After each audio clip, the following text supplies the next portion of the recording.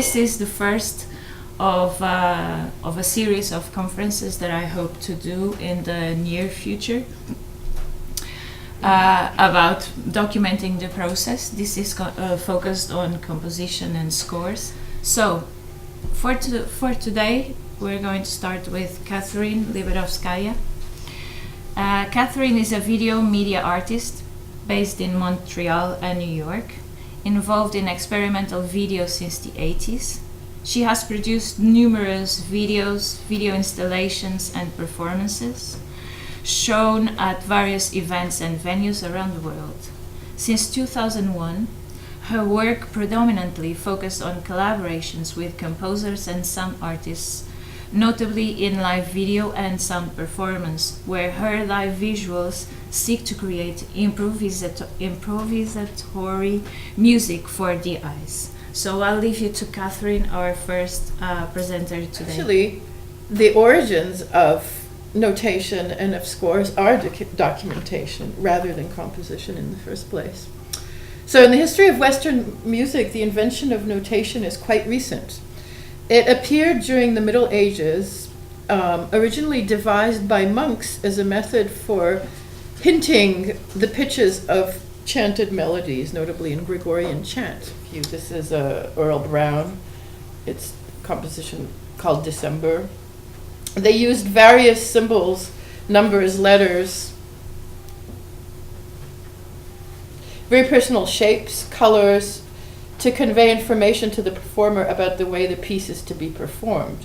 Many of these correspond to intersections with a wide range of visual art movement and forms, such as fluxus, minimalism, abstract expressionism, conceptualism. And some are truly works of visual art that are parallel to, but completely independent from musical performance. This, of course, goes for experimental collaborative audiovisual performance where image and sound are on equal footing. And especially if the music is performed with a traditional instrument, one can imagine that traditional music notation could be used as the score for such an audiovisual piece. As for documentation, for now, I find I'm much more interested in audiovisual documentation, video or some kind of image and sound recording. So, but as I did this research, it kind of made me think about it, and I was thinking, well, maybe I would be interested in making pieces that others could do. Yes, Adam Kendall is a videoist and musician based in Brooklyn. He treats video as a medium capable of detailed, structured composition and dynamic improvisational performances. I'm going to be talking specifically about video. Now, a lot of the things I'm going to bring up, I think, are completely relevant to other visual media and perhaps just to any kind of performative media, but my interest is in video. And Katherine brought up a good place for us to start. She brought up basically why music notation came to exist.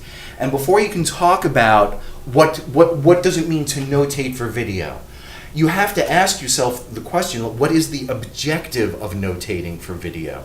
Because you're dealing with the actual sources, or you're dealing with the mechanics of what you might be working with. You could notate for a camera to move. You could notate for the angle or position of the camera. You could notate for lighting. You could notate for somebody to put hands in front of a camera. That there are all these different ways of looking at it. Because you could also consider composing for video to be more of a dance analogy, where it's about gesture and motion. And since that's personally, like I'm personally more in like the event and gesture domain of composing for video, so that's why my taxonomy starts on kind of a higher level. It's almost more like what are the universal parameters of video. It's not getting into the underlying what are even the physics of video. It's just what are the parameters of video that one way or another almost any video artist would understand and be able to work with. So Benton is a media artist based in the Bronx, working with custom systems of his own design. Bainbridge creates immersive environments, that's Benton-C Bainbridge, interactive installations and video performances. Early influences like expanded cinema and Nam June Paik's network TV performances convinced him that motion pictures could be played like visual form of music. I finally went to that place, Experimental Television Center, on the encouragement of my professor, Reynold Widenar. And in 1989, I had my first residency, and I invited my longtime friend and collaborator, Philip Bonner, and we brought our friends and a dog and did a piece there. This was our first attempt at doing something live, having this idea of like making a piece in a studio live with a group of people and a canine.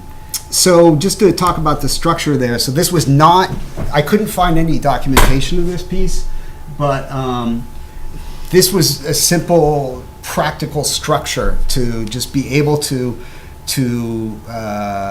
have 5 people work, 5 young snotty men work in concert, where they could each trade all the positions of this studio, including in front of the camera, behind the cameras, and playing the music and playing the video, all the different instruments of the video. So really simply, it was an ABC kind of structure. I think this would fall under your rules-based structure, Adam. And the idea being that we had like these 3 machines, right? The first was the sound triggering the video cuts with the David Jones sequencer, much like the barking dog did in the early experiment.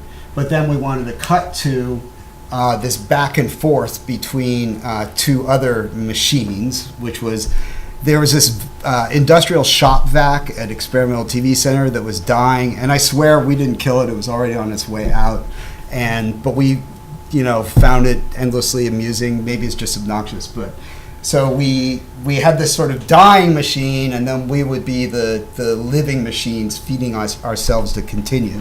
Actually, listening to Katherine and Adam talk about the musical approach to notation and its many wide expressions, or even delving into other media like architecture, I actually realized that I never really got that far with piano, and then we certainly worked with real musicians, but a lot of our structure was more language based, as we saw with Katherine and Adam's scores, but maybe with a slightly different approach. So I want to just quickly look at a score here.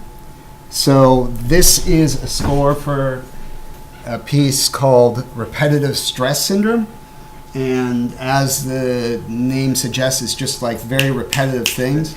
We had sort of a narrative or a poetry based way of notation, where there were specific ideas. And again, I know it wasn't idiosyncratic to collaborations I was involved in from talking to others. We had sort of a narrative or a poetry based way of notation, where there were specific ideas. And again, I know it wasn't idiosyncratic to collaborations I was involved in from talking to others. Andrea is a New York-based composer, sound artist, and performer who engages with interactive electronics as both material and process, and is known for her uniquely gestual textual approach on her electric accordion and customized live sound processing. I read music, I use it in certain contexts, it works in a lot of ways, but somehow what it doesn't do for me is connect with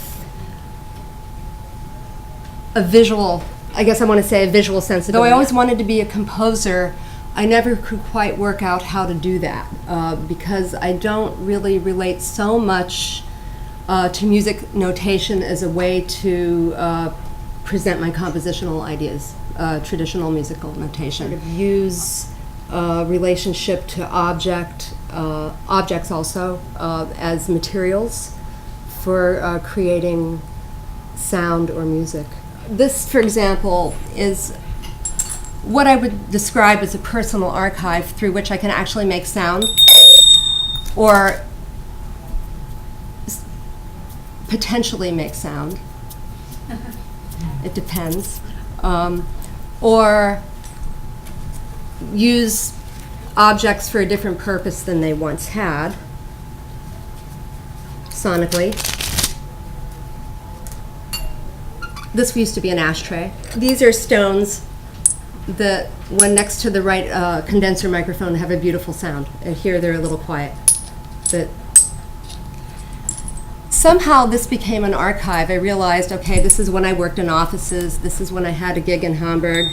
This is from a trip that I went with my family to Philadelphia. It's the Liberty Bell.